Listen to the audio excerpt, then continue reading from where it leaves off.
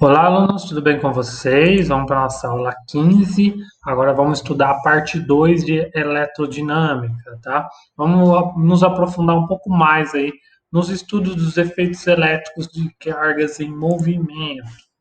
E aí, só para contextualizar uma coisa que a gente ouve bastante falar, mas talvez nem sempre a gente usa de forma correta, né? São os quilowatts ou quilowatt-hora, né? Que é o mais importante. Isso daqui é uma referência ao episódio Chaves, né? Onde o seu Madruga fala que ele não toma banho de água quente para economizar o quilowatts. Há alguma coisa errada nessa fala dele, e aí é justamente isso que eu quero trazer aqui. Na aula de hoje a gente vai ver o que está errado nessa fala, né, do seu Madruga nesse episódio. Bom, aí aqui eu só queria relembrar uma coisa que a gente vai estudar aqui, é a potência, tá? Lá em mecânica, a gente estudou que a potência era a taxa temporal de realização de trabalho, né? Que eu estou movendo um bloquinho, por exemplo, sobre o tempo. Então, eu posso mover o bloquinho de forma rápida, né? Aplicar uma força rápida num período de tempo curto, ou demorar, né? Fazer o mesmo trabalho num período de tempo longo. E o que vai determinar, então, a potência é essa razão, né? Trabalho pela unidade de tempo. E quando usamos no sistema internacional, então, o trabalho em Joule e o tempo, né, em segundos, nós temos então a unidade fundamental de potência, que é o watt, em homenagem ao James Watt, aí, esse inglês, que fez experimentos importantíssimos na termodinâmica nessa meados do século XVIII para XIX, tá? Ok, então isso daqui é para mecânica. Com sistemas de corpos mecânicos, né? Um sistema mecânico, nós usamos isso. Agora vamos trazer isso para eletricidade, tá? Na eletricidade, nós podemos chegar aqui nessa relação a partir lá da relação de trabalho por tempo, mas o importante aqui é, num sistema elétrico, tá? A potência dissipada por o resistor, ela vai ser dada pela DDP vezes a corrente, tá? Ou seja, pio, alguns técnicas mnemônicas, né? Ou eu posso abrir essa corrente em termos da primeira lei de Ohm, expressar então a potência em termos da DDP e da resistência, que vai ficar U ao quadrado sobre R, ou ainda em termos de resistência vezes a corrente, que vai ser resistência e corrente ao quadrado. As três expressões estão corretas, vai dar o mesmo resultado para um resistor, tá? Então, se eu quero calcular a potência que o resistor está dissipando, né? Eu posso, vai depender dos exercícios. Se o exercício me dá o valor de resistência, de DDP ou de corrente, você vai saber qual que você vai escolher, tá? Mas as três equações vão dar a mesma informação. Mas aqui a gente precisa entender qual o significado físico dessa potência elétrica para um resistor. Lembra que eu falei que o resistor ele vai dissipar energia. Então ele vai transformar a energia elétrica que está lá imbuída ali na energia potencial, né, elétrica, pela DDP, e vai transformar essa energia, então, em energia térmica, tá? A gente vai entender depois como que isso ocorre, mais ou menos uma explicação de como isso ocorre. Então, o resistor, então, ele transforma energia elétrica em energia térmica, tá? E a potência com que ele faz essa transformação, ou seja, a taxa temporal com que ele transforma isso é a lei de Joule, que é essas relações aqui que me dá então a taxa de transformação de energia elétrica em energia térmica, tá? E essa energia térmica, como eu falei na última aula, é usada para várias coisas. Lâmpada incandescente para iluminar, resistência elétrica de um chuveiro, então o chuveiro elétrico ele aquece mais a água ou menos a água, dependendo dessa lei de Joule, tá? Então, nós usamos corriqueiramente essa lei de Joule para usar essa propriedade de aquecimento do resistor, tá bom? Bom, aqui é só para mostrar uma roda mnemônica, né, relacionando as quatro principais grandezas da eletricidade, que é a potência, a corrente, a DDP e a resistência elétrica, né? Você vê aqui que dá para você expressar todas essas grandezas entre si, tá? Mas aí fica como você achar melhor que você deve usar essas relações. E aí vem o importante que é o seguinte: a potência, então, a gente viu que é a taxa de transformação de energia, né, pelo tempo. Mas na parte elétrica, muitas vezes a gente quer saber a energia elétrica, não a potência. A potência elétrica, ela é mais definida quando a gente está comprando equipamento elétrico. A gente quer um equipamento que seja mais potente, ou seja, que realize mais trabalho que outro. Então a gente vê a potência elétrica, né? Por exemplo, em secadores de cabelo de várias potências, batedeiras elétricas têm de várias potências, né? Mas quando você quer saber, por exemplo, o consumo de energia que você está tendo, você quer saber energia elétrica. E muitas vezes você tira energia elétrica a partir da potência. Então, qual que é essa relação? A energia elétrica consumida é justamente o trabalho que foi realizado para transformar energia. Então, para descobrir energia elétrica, eu vou multiplicar a potência do meu equipamento vezes o tempo que ele ficou operando, que ele ficou ligado, tá? Então, se eu trabalhar no sistema internacional, eu vou ter que a energia elétrica, né, energia mesmo que eu estou consumindo, é a potência elétrica do equipamento vezes, que é dado em watt, né, no sistema internacional, vezes o tempo em segundos, tá? Se for um resistor, isso daqui eu posso abrir ainda em R vezes I ao quadrado, né? E multiplicar pelo tempo. Então, se eu usar o sistema internacional, no final eu vou ter uma energia elétrica em joules, tá bom? E aí vem aqui o detalhe importante. No sistema mecânico, lá em mecânica, a gente viu que o Joule é uma unidade boa para se trabalhar ali, porque é no sistema internacional, então as grandezas dos sistemas mecânicos estão dessa ordem de grandeza. A gente vai ver mais para frente, quando a gente tratar de física de partículas, esse Joule vai ser uma unidade muito grande. Então, geralmente os valores de física de partículas são grandezas muito pequenas em joules. Então lá a gente vai usar uma grandeza que é o elétron-volt, tá? Que aí é uma grandeza mais adequada para tratar de partículas subatômicas. Só que nesse bimestre a gente está focando mais na parte de eletrônica e transmissão de energia. Então, quando a gente está falando de consumo de energia numa residência, numa cidade, numa usina hidrelétrica, o Joule é uma grandeza muito pequena. Então, nós temos uma grandeza suplementar, que aí vocês vão lembrar, né? Que é o quilowatt-hora, tá? Isso daqui é tão usado, porque aí fica uma grandeza mais adequada para se trabalhar, porque o nosso relógio de energia lá, nossa conta de água, ela é definida a partir do quilowatt-hora. Então, geralmente é tabelado. Se você pegar a sua conta de força, desculpa, eu falei água, mas é a sua conta de luz, você vai ver lá que cada quilowatt-horas tem o valor em centavos correspondente, tá? Então, uma taxa de transformação.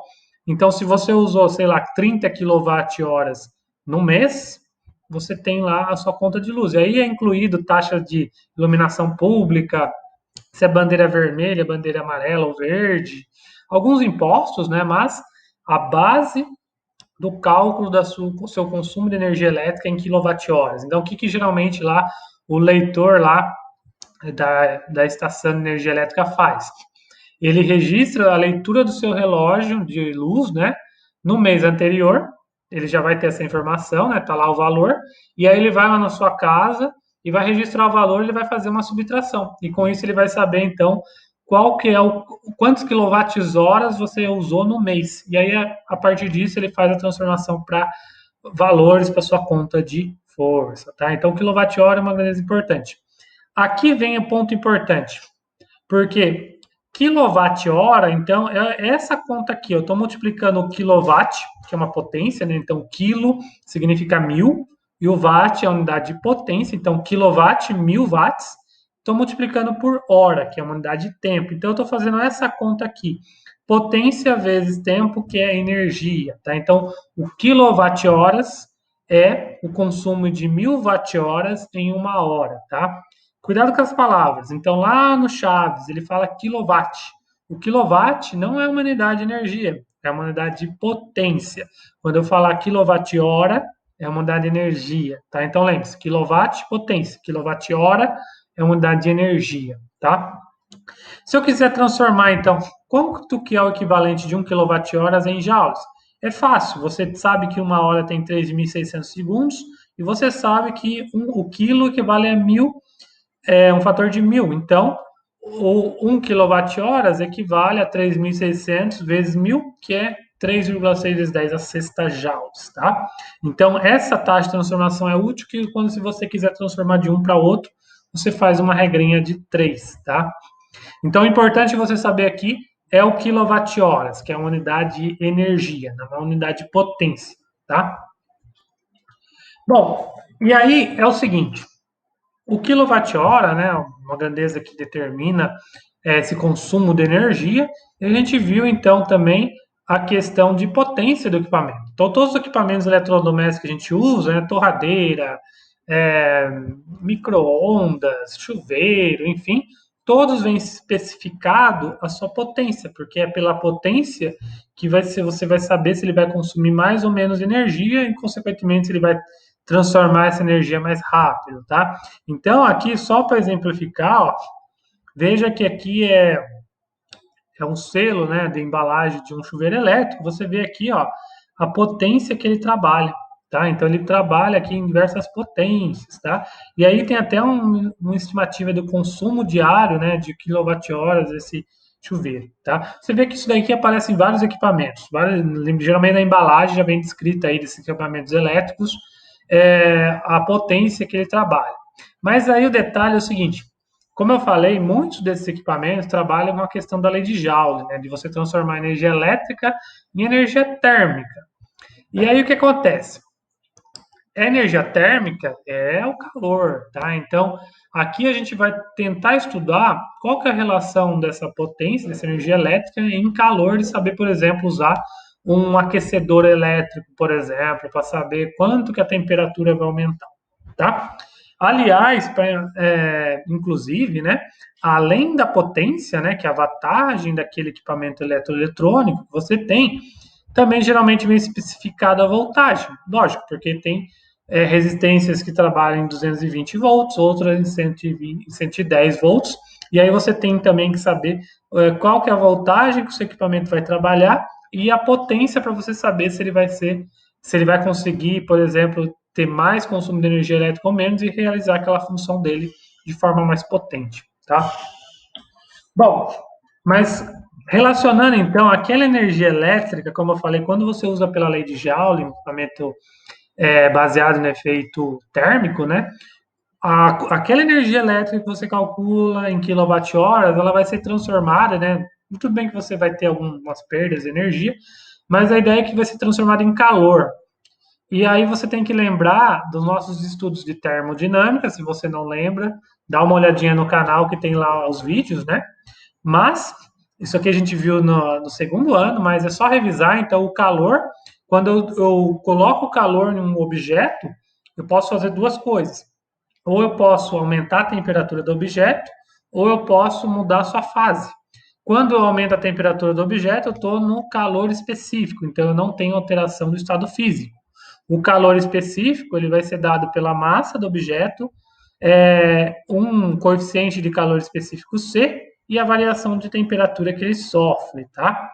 Então, esse é o calor aqui que a gente vai relacionar com a energia elétrica, tá? Então, energia elétrica sendo transformada em energia térmica. E aí, então, esse aqui é o calor específico. E aí eu tenho o calor latente, quando eu mudo a fase do material, eu não mudo a temperatura e vai ser dado somente pela massa vezes o L, que é o coeficiente de calor latente. Tanto o C quanto o L só dependem do material. Se vai ser água, se vai ser álcool, seja o que for do material, tá? O importante é saber aqui, então, a gente já estudou isso daqui, é saber que a gente vai relacionar, então, essas trocas de calores, tá? Com justamente a energia elétrica do componente eletrônico que você está ligando, e que é basicamente o funcionamento de um aquecedor elétrico, por exemplo, que é usado aí para conforto térmico, tá bom?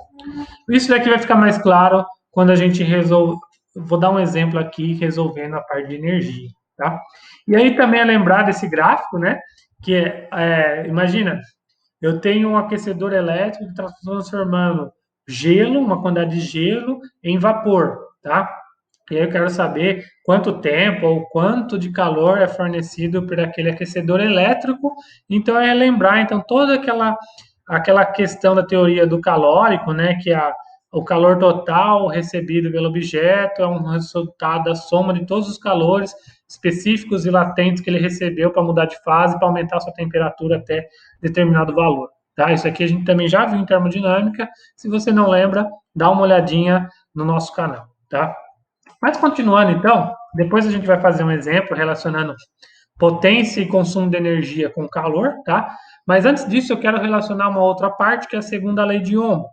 A primeira lei de Ohm, ela relaciona, né, a relação entre DDP e corrente, uma relação empírica que define a resistência elétrica de um componente eletrônico.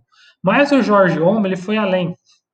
Então, além de mudar o material do fio, ele mudava o comprimento do fio, ele mudava a largura do fio, e com isso também, com uma relação empírica, ele estabeleceu a sua lei de Ohm, tá? A segunda lei de Ohm, que ele percebeu então como que relaciona a resistência elétrica com as dimensões geométricas do fio. E ele percebeu o seguinte: quando eu tenho um fio mais comprido, é mais difícil, né, da corrente elétrica passar, porque ela vai atravessar aquele fio. Então, ele viu que a resistência elétrica é diretamente proporcional ao comprimento do fio. Com relação à área, se ele aumentava a área, a resistência elétrica diminuía. Então, a resistência elétrica era inversamente proporcional à área, tá? E também você tinha uma proporcionalidade com o tipo de material. Se era cobre, se era ferro, se era titânio, alumínio, enfim.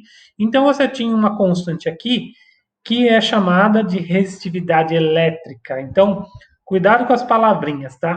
Resistência elétrica é o R, ele é a oposição à passagem de corrente sobre o condutor, né, o resistor. A resistividade elétrica, ela é a oposição à passagem de corrente sobre o material. Aqui eu estou falando do material. Lembre-se, o R ele depende das dimensões do fio, né? Se eu aumento o fio, o comprimento, se eu variar a área, a resistividade não, ela depende somente do material. Então, se eu cortar um fio no meio, eu vou mudar o seu R, mas a resistividade vai ser a mesma, tá?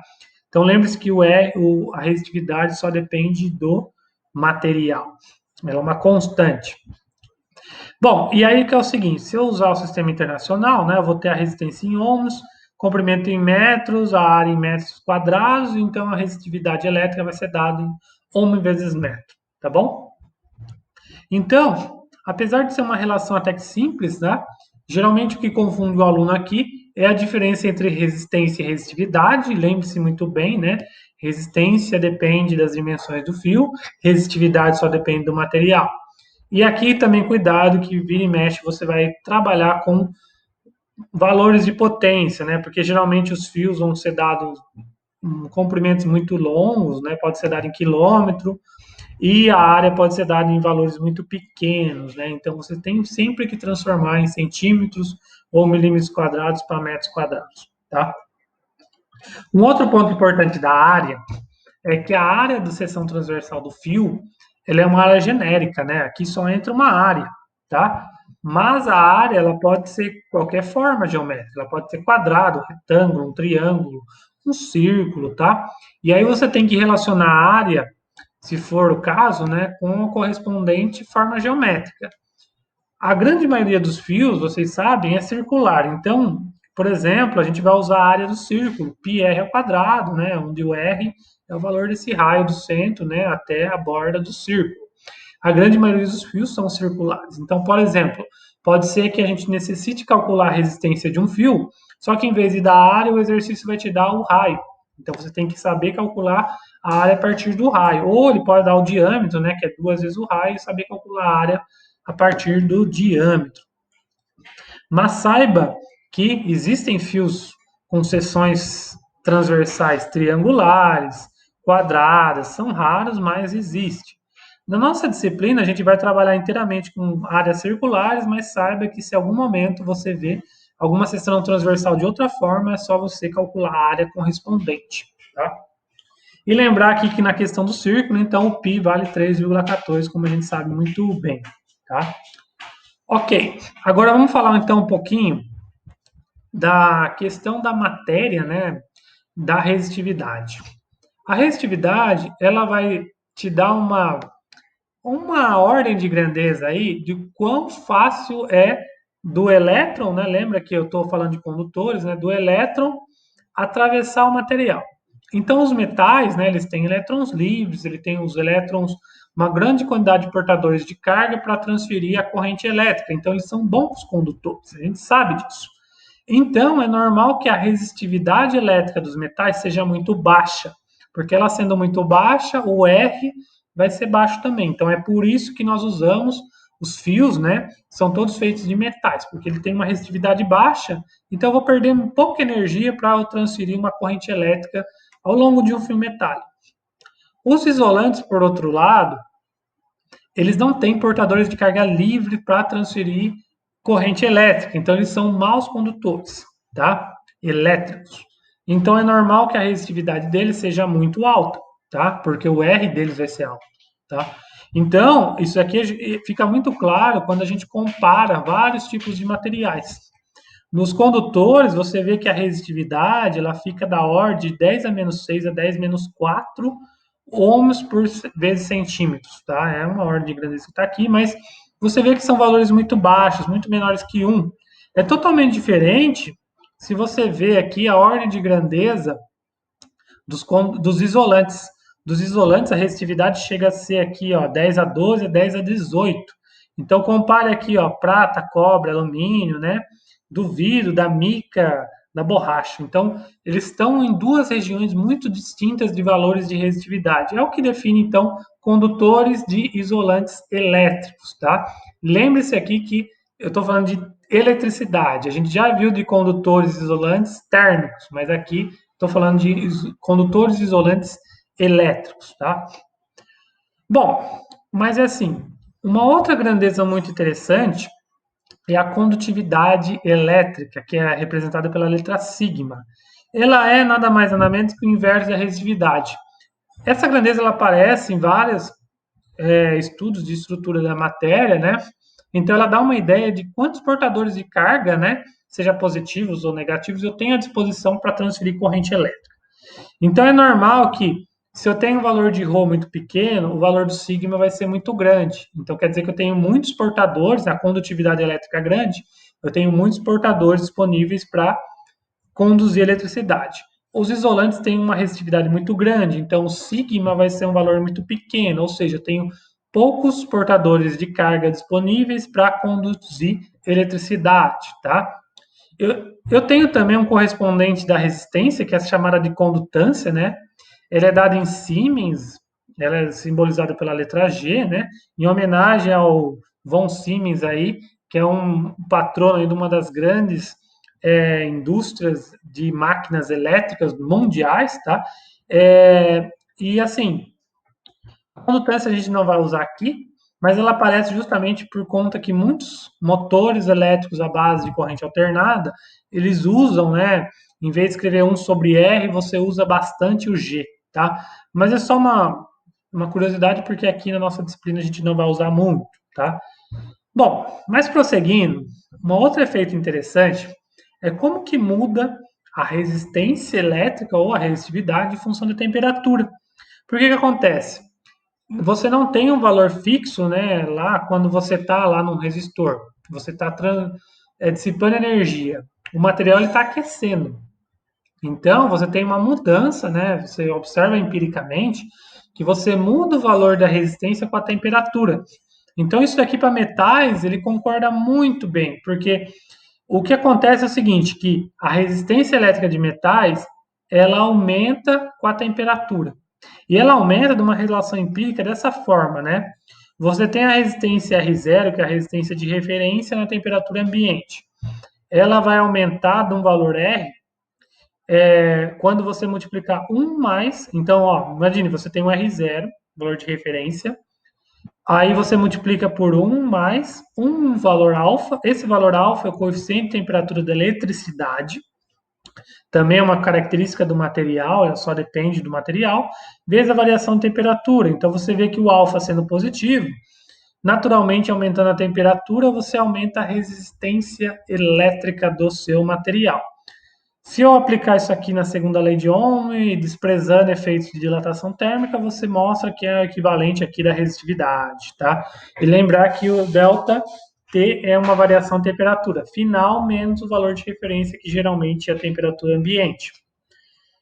Então, vê, isso daqui concorda muito bem para metais, tá? Cuidado aqui que não é todo material que obedece essa relação. Então, para metais, isso daqui concorda muito bem. A gente vai ver, então, depois por que isso aqui concorda para metais. Inclusive, isso daqui é usado experimentalmente, principalmente em laboratórios, como um componente que é chamado de termopar. O termopar, ele é um sensor de temperatura. Então, você quer definir aqui, você quer calcular o TF a partir de valores de resistência. Então, você consegue lá, você usa o termopar, basicamente ele funciona, né, baseado na lei de Ohm. Então, você calcula a resistência elétrica, né, em comparação com o valor de referência, né, uma temperatura ambiente. Você tem um R0, você tem o valor de R naquela temperatura que ele está operando, então o termopar você consegue calcular o ΔT. E com o ΔT você calcula a temperatura final. Então o termopar é um dispositivo, um sensor muito interessante, que ele é um sensor de temperatura, tá? Lógico, ele trabalha muito bem aí de temperaturas não muito elevadas. Muito elevada aí você vai fundir o material, então você precisa de outras técnicas. Mas para uma variada gama de ensaios laboratoriais, ele é muito bom, tá?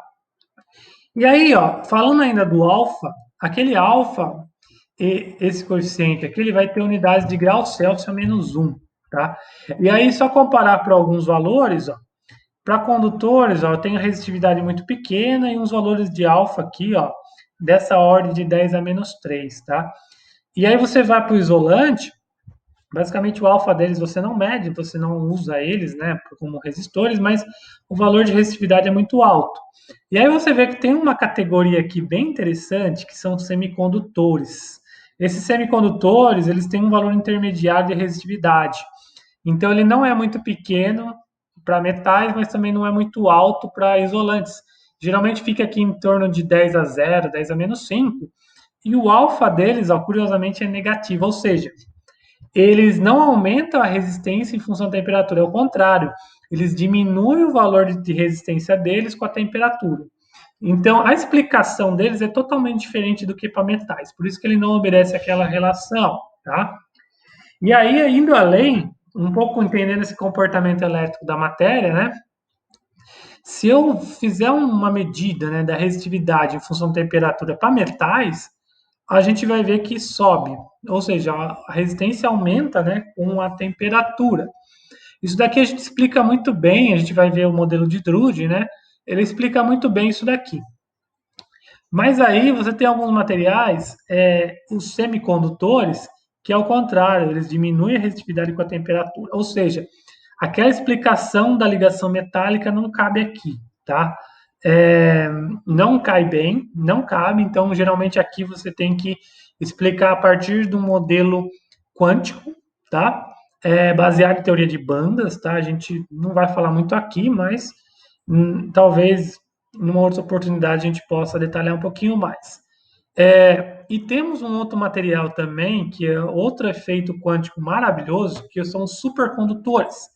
Aqui ao contrário, quando ele tem um comportamento metálico, mas quando você diminui numa temperatura muito baixa, você tem uma temperatura crítica que a resistividade cai para zero. Aqui também você só explica com um fenômeno quântico, tá? Mas é engraçado de você ver esses comportamentos, né? Então, os metais têm várias aplicações na eletrônica atual, tá? Por conta desse fenômeno, os semicondutores também revolucionou, a partir da década de 70, revolucionou a indústria da eletrônica, né? Se a gente usa componentes muito pequenos com várias funções, os smartphones, por exemplo, é por conta dos semicondutores, e os supercondutores ainda têm muito a nos dar de benefícios tecnológicos, tá?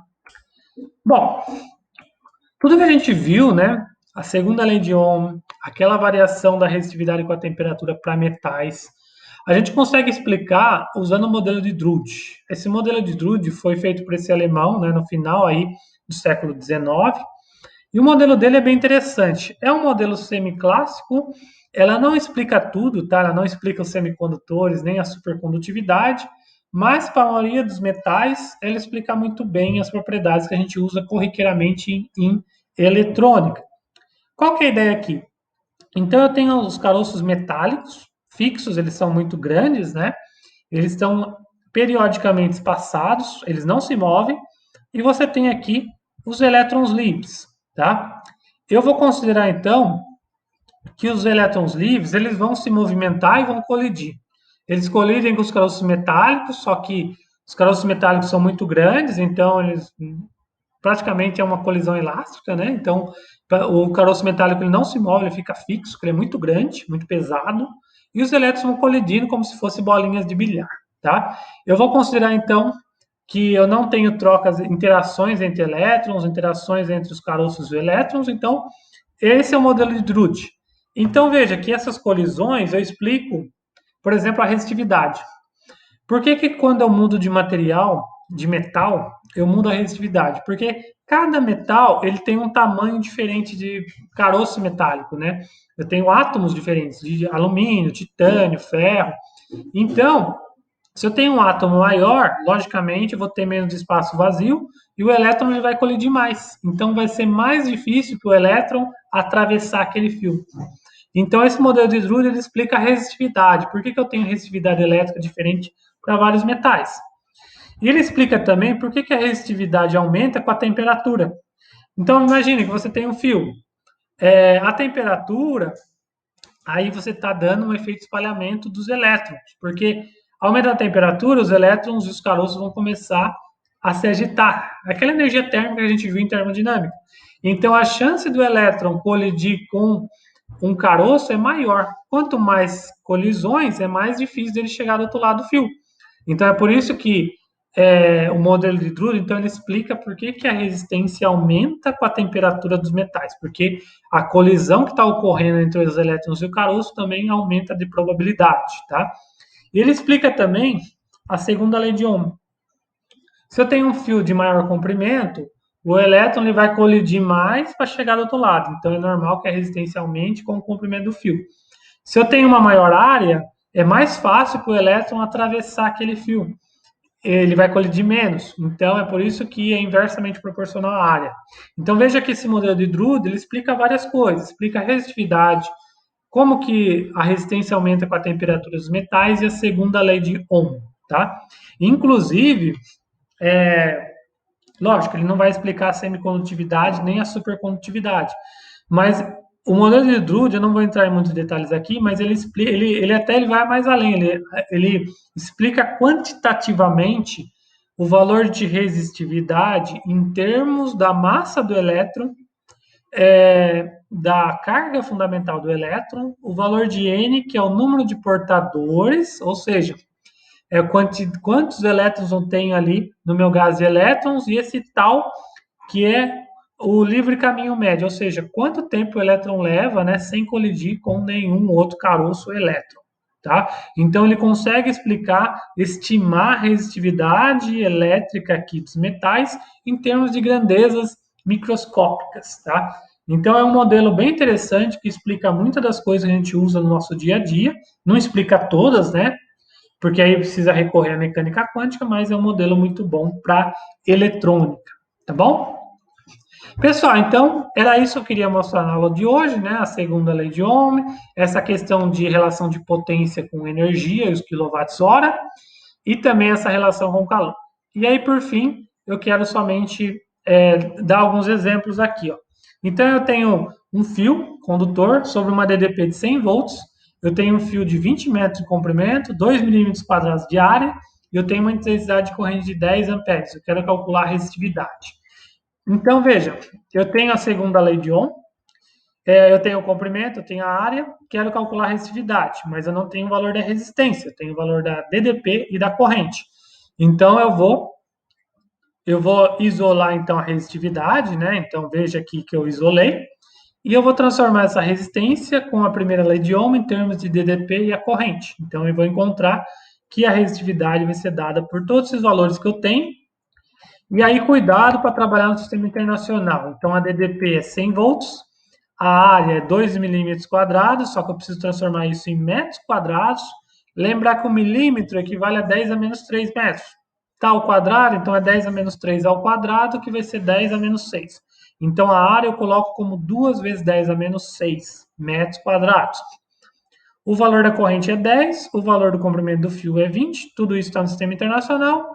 Fazendo as contas, então eu encontro um valor de 10 a menos 6 ohm vezes metro, que é o valor de resistividade. Veja aqui que eu estou trabalhando tudo no sistema internacional, tá bom? Então veja aqui como que é importante você relacionar a primeira com a segunda lei de Ohm. Um outro exemplo. Eu tenho um enrolamento de cobre, né, no motor, ele está trabalhando a 50 ohms a 20 graus Celsius. Depois que isso numa condição em equilíbrio térmico ambiente. Depois de várias horas, ele tem uma resistência de 58 ohms. Eu quero saber qual que é a temperatura final desse enrolamento, tá? Que aumentou a resistência desse enrolamento de cobre, né? Eu tenho o valor do alfa, então eu vou usar a relação da resistência com a temperatura. Veja aqui que eu tenho o valor da resistência final, a resistência de referência 50, o valor do alfa, e aí eu vou calcular o ΔT. Muito cuidado que eu vejo muitos alunos, né, pegando aqui somando 1 mais esse alfa. Cuidado que você não pode fazer isso porque o alfa está multiplicando com o ΔT. Primeiro você tem que resolver a multiplicação. Como que a gente deve desenvolver isso? Primeiro, então, eu vou passar esse 50 dividindo, né? E aí, basicamente, esse termo aqui de parênteses sai do parênteses. Então, eu vou dividir 58 por 50, vai ser 1,16. E aí, eu vou isolar, então, o ΔT. Então, eu vou passar esse 1 subtraindo, né? Então, vai ficar 1,16 menos 1. E passar o alfa dividindo. Fazendo as contas, eu vou encontrar que o ΔT é aproximadamente 37 graus Celsius. Mas cuidado, esse 37 graus Celsius é quanto que foi o aumento de temperatura. Eu quero saber a temperatura final do meu enrolamento. Então, a temperatura final vai ser a temperatura inicial mais esse incremento de temperatura. Temperatura inicial é 20 graus Celsius, temperatura final, então, soma 37, que vai me dar 57 graus Celsius. Então, a temperatura final desse enrolamento, para ele atingir 58 ohms, é 57 graus Celsius. Naturalmente, aqui a resistência está aumentando com a temperatura. Um outro exemplo, eu tenho um resistor de resistência elétrica de 20 ohms e ele está submetido a uma corrente de 3 amperes. Eu quero saber a potência elétrica que eu tenho nesse resistor. A potência elétrica, então, é R vezes I ao quadrado. Eu vou, então, calcular 180 watts. Está tudo no sistema internacional, então a unidade é watt. Se eu quiser saber a energia elétrica, eu tenho que multiplicar pelo tempo que ele foi operado, que é 20 segundos. Então, eu tenho, então, um valor de 3.600 joules, tá? Veja aqui que se eu quiser saber isso em quilowatt-hora, eu precisaria dividir isso por 3,6 vezes 10 a sexta e o resultado estaria em quilowatt-horas. Mas o resultado aqui ele é dado em joules, tá? Agora um outro exemplo importante. Eu tenho um recipiente com 10 quilos de água, né, quilogramas, e aí eu acoplo a ele um resistor de 4,2 ohms. Ele vai funcionar como aquecedor. Ele vai funcionar durante 200 segundos, aquecendo essa quantidade de água. E eu tenho um termômetro lá que ele vai indicar um aumento de temperatura de 8 graus Celsius. Veja que esse aumento já é o ΔT, tá? Eu sei aqui então o valor do calor específico, né, que é 1 caloria por grama grau Celsius. Também sei que uma caloria vale 4,2 joules. Eu quero saber a partir disso o valor da corrente elétrica do resistor. Aqui é muito importante que a gente vai unir, então, o que a gente viu de eletricidade com o que a gente viu de termodinâmica. Por que acontece? Veja a ordem lógica aqui. Eu tenho a potência elétrica do resistor, que ele está dissipando energia, que é dado pela resistência vezes a corrente ao quadrado. Eu tenho o valor de resistência e eu quero calcular o valor de corrente, então é normal que eu use o valor de potência nessa forma aqui. Essa potência dissipada é a potência que está sendo usada para aquecer a água. Então é normal que o trabalho aqui seja o valor do calor. Lembra da segunda lei de termodinâmica e tal? Então é o calor recebido pela água dividido pelo tempo que foi usado. O tempo é 200 segundos.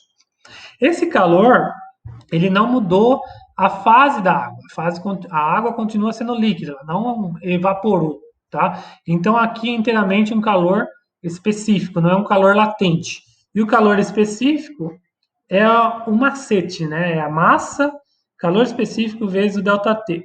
Veja que esse ΔT maiúsculo é a temperatura, esse Tzinho minúsculo é o tempo, tá? Agora eu vou exprimir, então, tudo isso em termos de corrente. Então, aqui eu só isolei esse valor de corrente daqui, eu passei a resistência, tirei a raiz, tá? E aqui também tem que tomar cuidado, que tem que estar tudo no sistema internacional. O valor da massa, lembre-se lá em termodinâmica que a gente baseava, né, os valores aqui dessas grandezas termodinâmicas com o valor do C. Veja que o valor do Czinho ele está como caloria grama grau Celsius.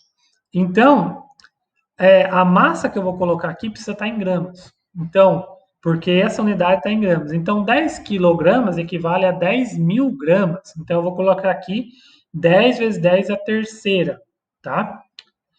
O valor do Czinho é 1. E aí eu tenho o valor do ΔT, que já está em graus Celsius, então é 8, tá? Só que aqui tem um porém. Aqui a energia está em caloria, tá? Eu preciso trabalhar tudo no sistema internacional, a energia precisa estar em joules. Então eu vou transformar uma caloria em 4,2 joules. Então é por isso que eu multiplico 4,2 aqui, tá? Então veja que tudo isso daqui de cima ficou. Eu tive que multiplicar por 4,2 e multiplicar por 10 a terceira. E embaixo eu tenho o valor de resistência e o valor do tempo que já está em segundos. Fazendo a conta, tirando a raiz, eu encontro então o valor de corrente de 20 amperes, tá? Mas o que eu ressalto aqui, então, nós relacionamos então a potência elétrica com a potência térmica e cuidado com as unidades de medida, tá bom? Pessoal, então é isso. Com isso nós concluímos essa parte 2. Espero que tenham gostado. Até a próxima aula com mais de eletrodinâmica. Até mais.